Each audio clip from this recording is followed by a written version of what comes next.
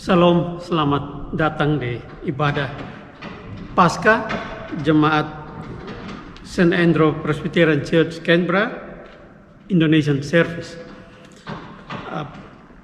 Walaupun dalam keadaan terbatas, kebanyakan kita harus tinggal di rumah masing-masing, namun itu tidak membatasi kita untuk beribadah bersama merayakan hari kebangkitan, hari kemenangan Tuhan Yesus Kristus.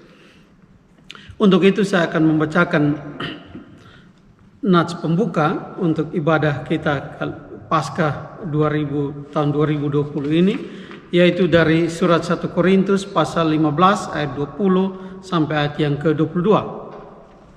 Demikian bunyinya. Tetapi yang benar ialah bahwa Kristus telah dibangkitkan dari antara orang mati, sebagai yang sulung dari orang-orang yang telah meninggal. Sebab sama seperti maut datang karena satu orang manusia, demikian juga kebangkitan orang mati datang karena satu orang manusia. Karena sama seperti semua orang mati dalam persekutuan dengan Adam, demikian pula semua orang akan dihidupkan kembali dalam persekutuan dengan Kristus. Kidung Jemaat 188 ayat 1 dan ayat yang ketiga.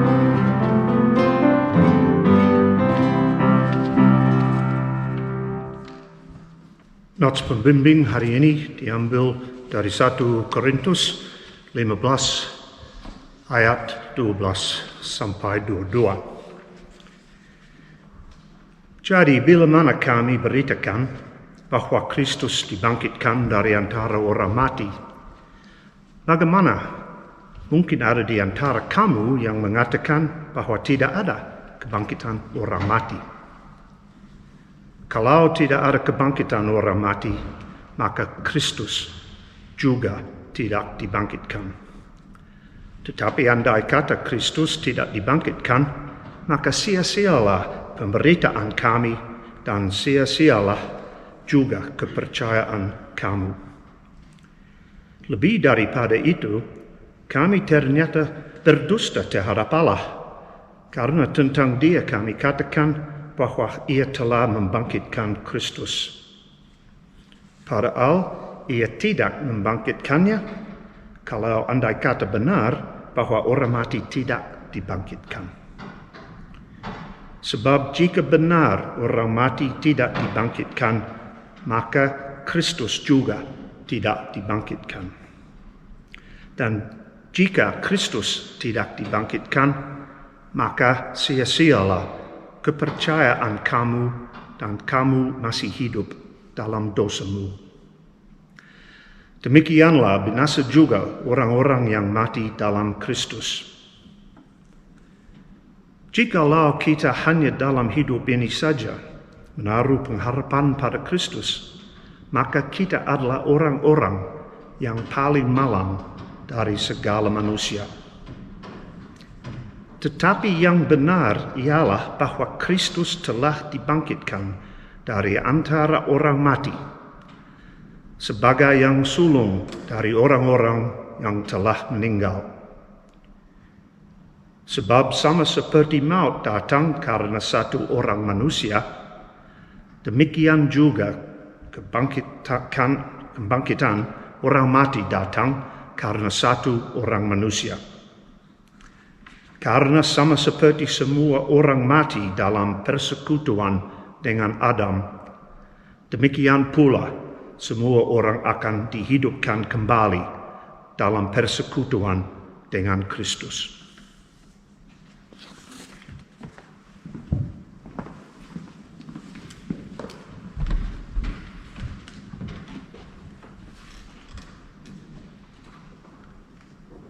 Baiklah, sebelum kita merenungkan firman Tuhan, kita lebih dulu datang kepada Tuhan dalam doa.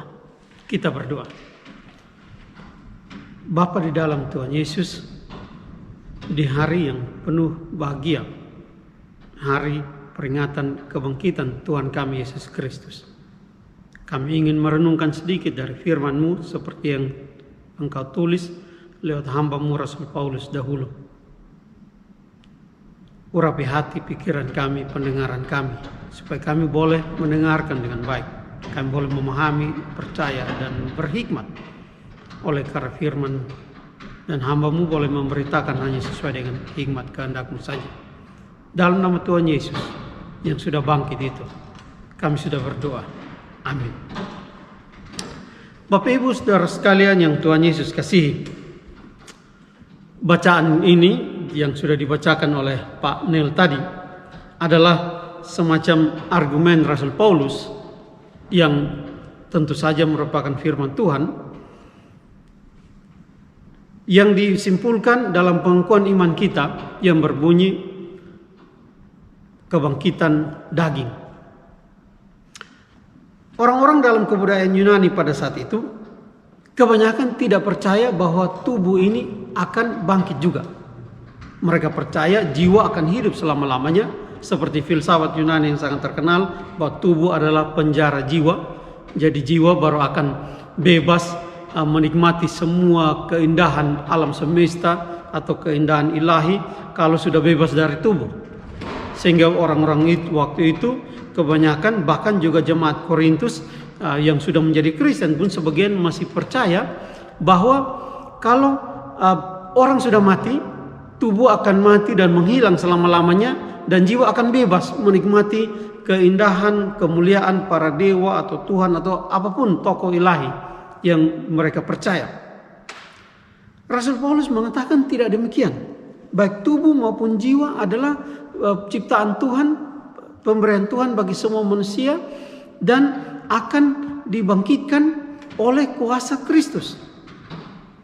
Oleh karena Kristus sudah bangkit, dan dia bukan hanya jiwanya saja, tapi tubuhnya juga bangkit, dan itu disaksikan oleh para muridnya ketika ia mendatangi mereka, seperti yang disaksikan oleh Rasul Paulus sendiri dalam bagian lebih awal dari surat ini, yaitu ayat yang ke-4 sampai ayat yang ke-8, yaitu bahwa Kristus sesudah kebangkitannya menampakkan diri pada Simon Petrus, kepada ke-12 muridnya, kepada 500 saudara, artinya 500 orang beriman sekaligus, dan kepada Yakobus, dan terakhir kepada dia, Rasul Paulus.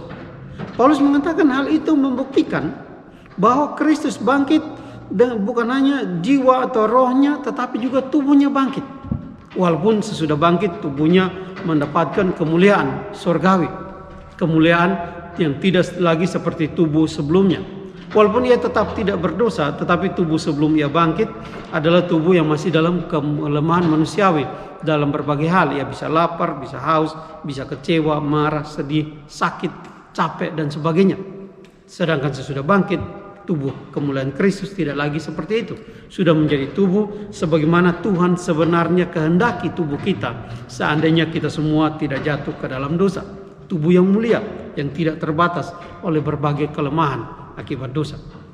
Nah, Rasul Paulus mengatakan kalau Kristus sendiri sudah bangkit dengan tubuhnya, maka semua pengikutnya juga akan bangkit dengan tubuhnya, dengan tubuh kita masing-masing.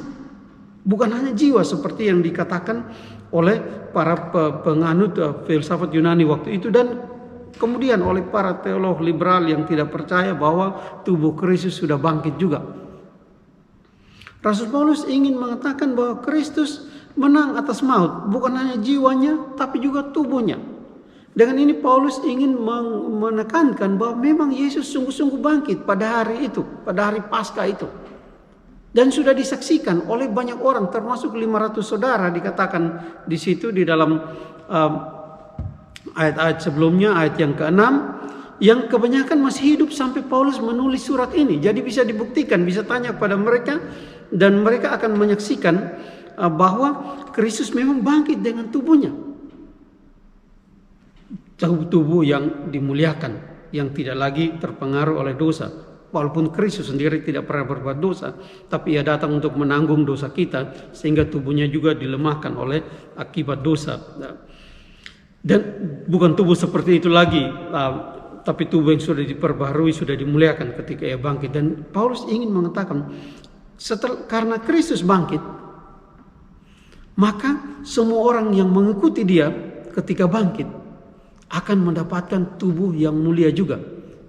Tubuh yang diperbaharui, tubuh yang sama dengan yang kita dapatkan sekarang ini, dan juga Paulus dan murid-murid yang lain punya pada saat mereka masih ada di dunia ini, tetapi yang dimuliakan oleh Allah, yang tidak lagi sesudah kebangkitan tidak lagi mengalami berbagai kelemahan karena dosa.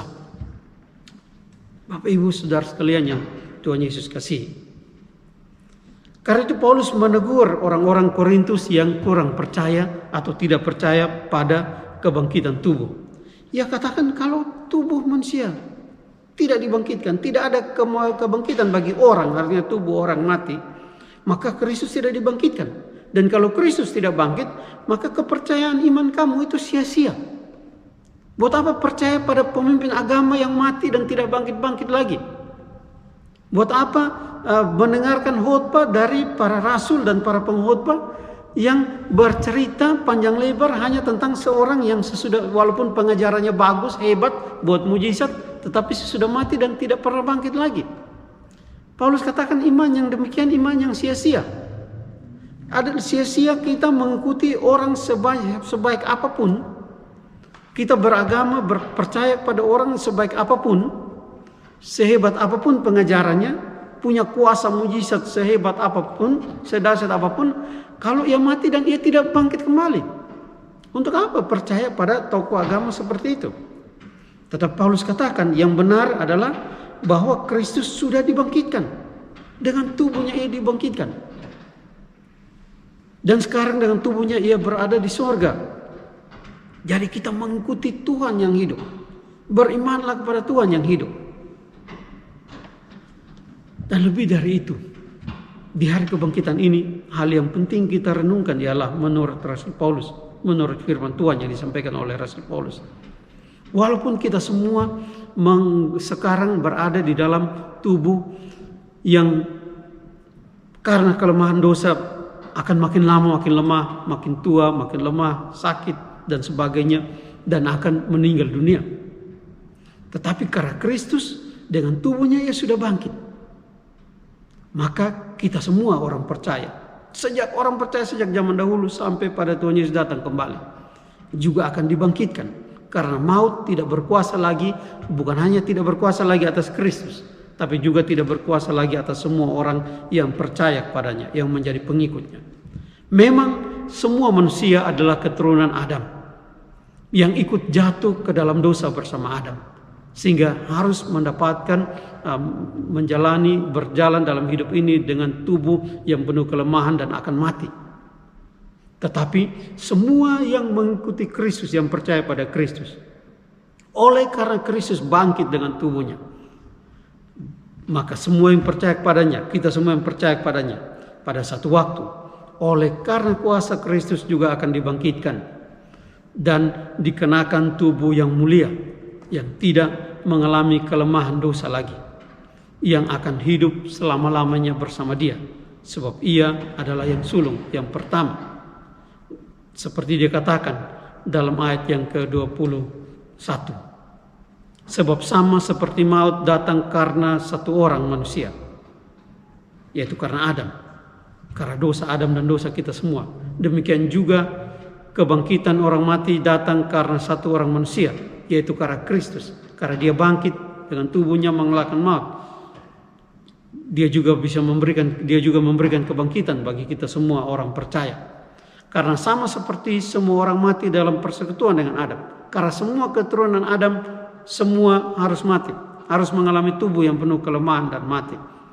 Dalam persekutuan dengan demikian pula semua orang akan dihidupkan. Artinya semua yang percaya akan hidup kembali dan bangkit karena bersekutu dengan Kristus, karena percaya kepada Kristus. Itulah penghiburan kita sehubungan dengan perayaan hari Paskah, hari kebangkitan ini.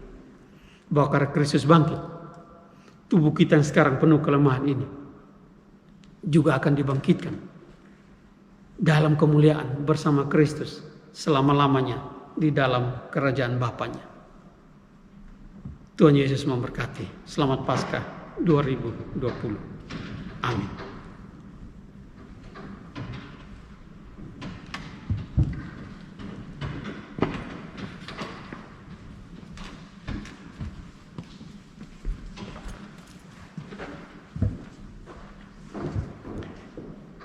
Mari jemaat dalam Tuhan, kita bersama-sama berdoa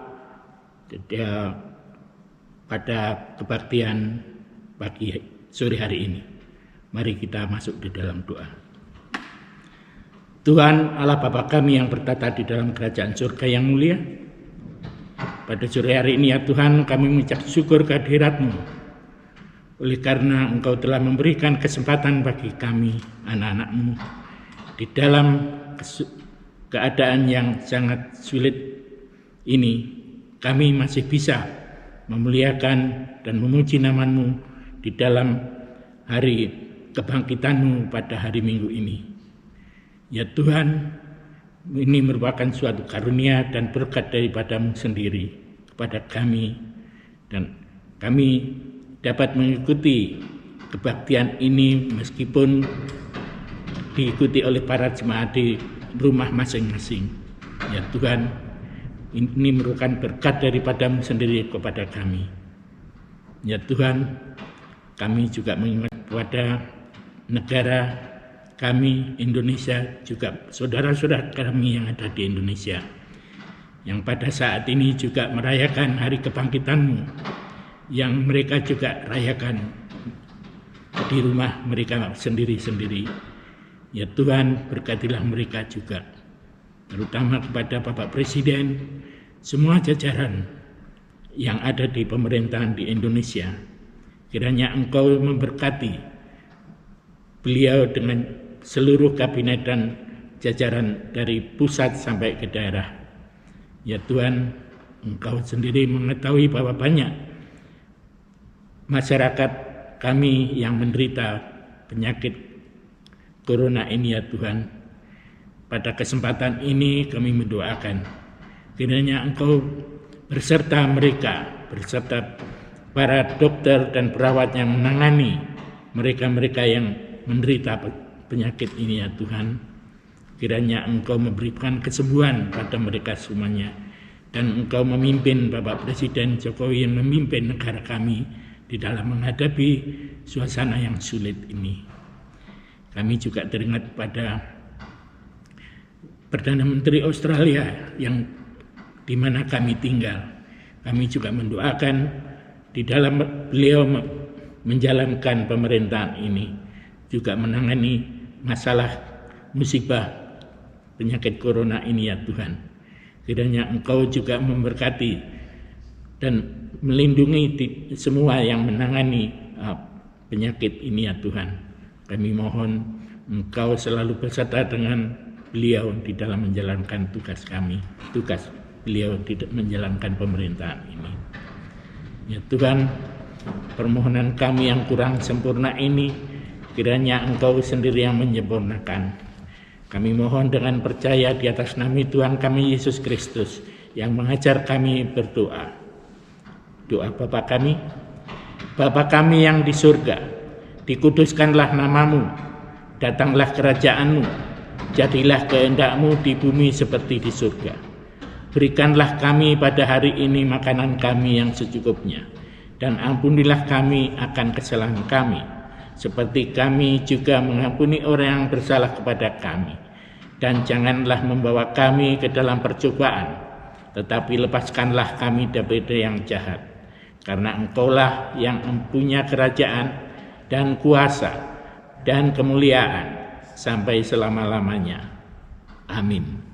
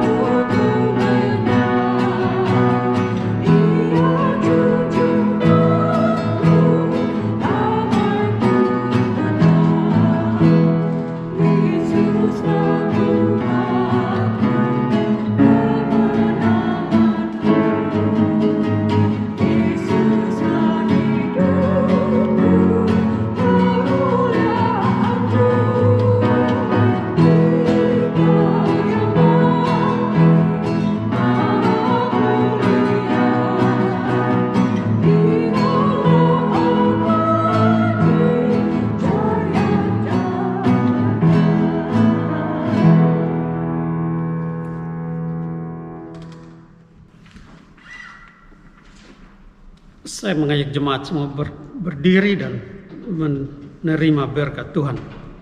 Kiranya Tuhan yang bangkit memberkati kita semua melewati masa-masa yang sulit ini dengan kuasa kebangkitannya menuntun kita, membimbing kita di dalam iman kepada kebangkitan Kristus. Kasih karunia Tuhan Yesus Kristus dan kasih Allah dan persekutuan Roh Kudus menyertai kamu sekalian.